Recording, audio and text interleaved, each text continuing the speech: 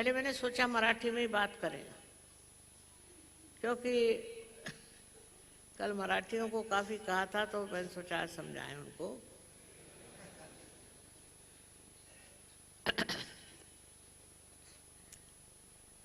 मराठियों से इतना अहंकार है, ये पता नहीं कहाँ से आ गया। हमारे पिताजी हमेशा कहते थे कि मराठी लोग कितने भी विद्वान हो जाएं, उनमें नम्रता नहीं आती, लड़ते रहते हैं हमेशा। इनको तुम ठीक कैसे करोगे? कहने लगे कि देखो, भारतीय संस्कृति जो है उसका जो संगीत है वो तो महाराष्ट्र में, महाराष्ट्र लोग समझते हैं, पर इनके अहंकार को क्या करें? इतना घमंड इनको है कि इनका संगीत आगे नहीं जा सकता। बहुत परेशान हो जाते थे। और ये बात मैं भी देखती हूँ कि ये महाराष्ट्रियन लोगों में एक तरह का अहंकार, आपको अगर गाना आता है तो आता है, उसके लिए इतना अहंकार करने की कौन सी बात है? एक समय की बात, मैं कॉलेज से वापस आई तो बाबा ने मुझे बताया कि एक उनके दोस्त ने बड़ा अच्छा गाना गाता। तो मैंने मेरे फादर से पूछा कि कैसे, क्या गाना गाते हो? कहले हिम्मत वाले हैं। मैंने कहा क्यों? कहले गाना ना कुछ नहीं आता, बस शो ऑफ करते हैं।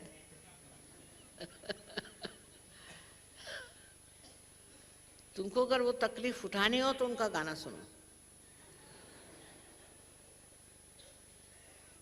और बहुत ही ज़्यादा विनोदी इंसान थे, और वही स्वभाव बाबा मामा का था। हर एक चीज़ से वो विनोद से ठीक करते थे। बाबा का बहुत स्वभाव सूझबूझ से भरा हुआ था। एक साहब थे, उनको बहुत चिपके हुए थे। अब उनको क्या कहें, तो उनसे कह दिया कि भाई तुम देखो, इस वक्त माता जी के पास जाओ, वही तुमको सब कुछ कर देंगे। तो वो आए मेरे पास, तो मुझसे कहने लगा कि माता जी आपने मुझे बुलाया? मैंने कहा नहीं तो बाबा। बाबा मामा ने कहा, मैं समझ गई कि इनकी खोपड़ी में कुछ खराबी हो गई। क्या कहा बाबा मामा ने? कि तुमको माता जी ने बुलाया है। तो मैंने कहा देखो, दुनिया में कुछ लोग ऐसे भी होते हैं कि जिनको शैतान बुलाता है, और कुछ ऐसे भी होते हैं जिनको भगवान भी बुलाता है। तो उन्होंने कहा तुमसे कहा कि मैंने बुलाया, तो इसका मतलब तुमको भगवान ने बुलाया? कहले हाँ। मैंने कहा भगवान कब बुलाता है? कहले ये तो पता नहीं माता जी, इसलिए कि आपका दिमाग खराब है, वो ठीक कौन करेगा? भगवान ही कर सकता है ना।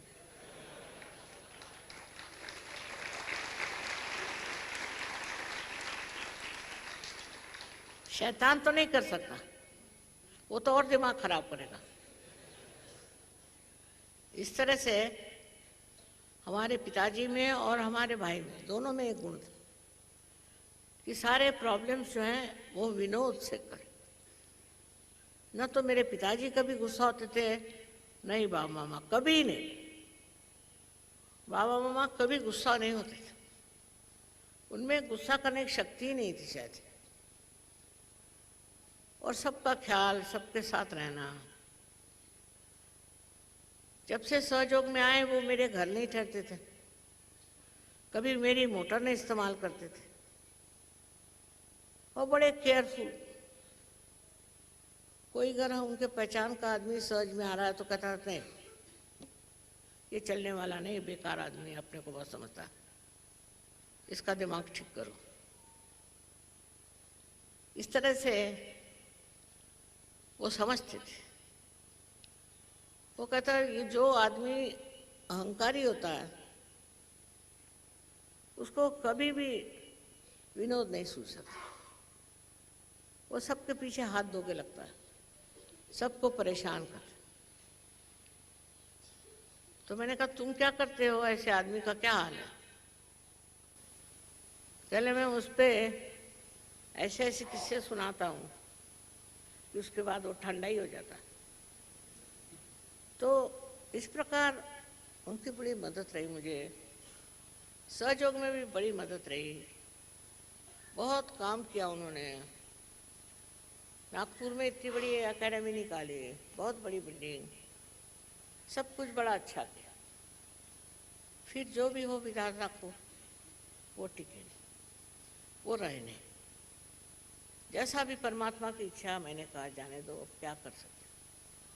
मैं गई थी उनके पास, आखिरी समय भी उनके पास। उनके जाने से एक बड़ी भारी खाई हो गई जिंदगी में। वो मुझे जितना समझते थे कोई नहीं समझता था, जितना वो मुझे जानते थे कोई नहीं जानता था।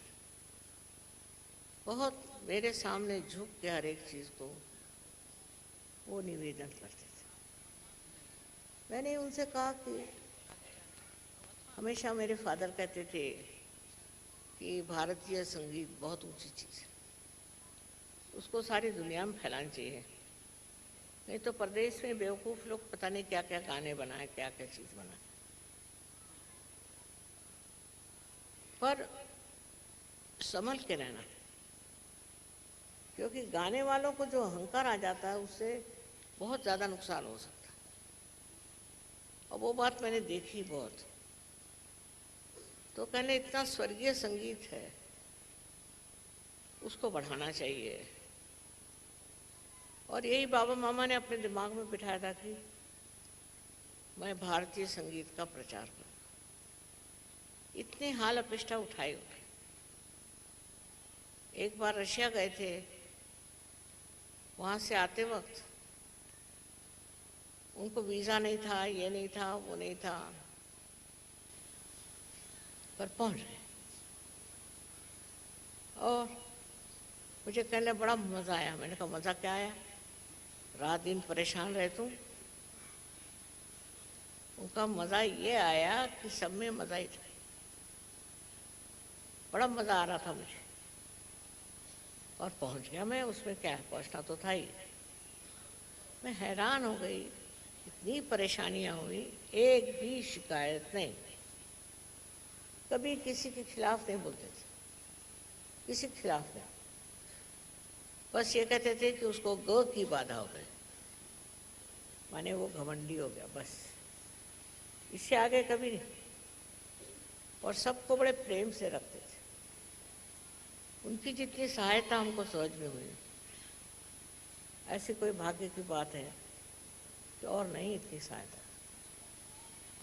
भाग्य में ऐसे भाई मिले, ऐसे आप सबको मिले, और ऐसे ही लोग आपको मिले जो आपके आदर्शों को पहचाने और जो आपकी हर चीज़ से मदद करे।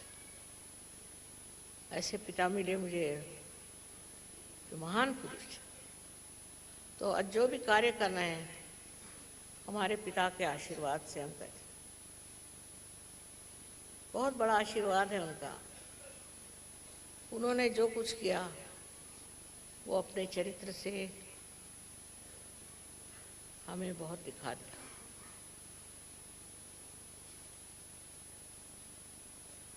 और किसी भी तरह की बेईमानी, किसी तरह का ओछापन, छोटी बातें कभी नहीं करते। अगर कोई शुरू करता था तो कहते थे मेरे कान ही बहरे हो गए, सुनते ही नहीं थे। ऐसे महान आदमी के साथ हम रहे। उनको कोई चीज़ का वो नहीं था कि मुझे बड़ी सत्ता मिलनी चाहिए, पोजीशन मिलनी चाहिए, कुछ। पर हमेशा मुझे कहते थे कि देश में हिंदुस्तानियों का राज आना चाहिए। वो गए थे हाई कोर्ट पे, उन्होंने जाकर के झंडा लगा। बड़े बहादुर आदमी थे। तो गोली मारी तो गोली इनके माथे में लग गई इधर, आखिर तक निशान था। तो ऊपर से नीचे गिरे।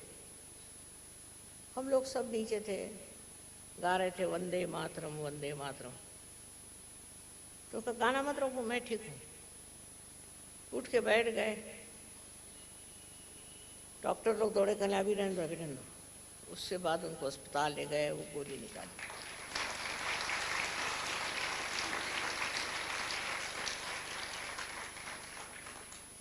अब अपने देश में उन्होंने वंदे मातरम बंद कर दिया। मेरी समझ में हम लोग तो हर जगह वंदे मातरम ही गाते थे, तो उनको क्या शक हो गया वंदे मातरम पे। तो फिर मैंने हर एक इसमें मैं वंदे मातरम गवाती थी, हर एक भाषण में, हर एक प्रोग्राम में वंदे मातरम गवाती थी। फॉरेनर्स भी सीखे वंदे मातरम। जो आदमी अपने देश को नहीं प्यार कर सकता, वो दुनिया में कोई भी चीज़ नहीं पा सकता। ये उनकी हमें ये थी। कितने ही बार जेल में गए, कितना ही महान कार्य किया।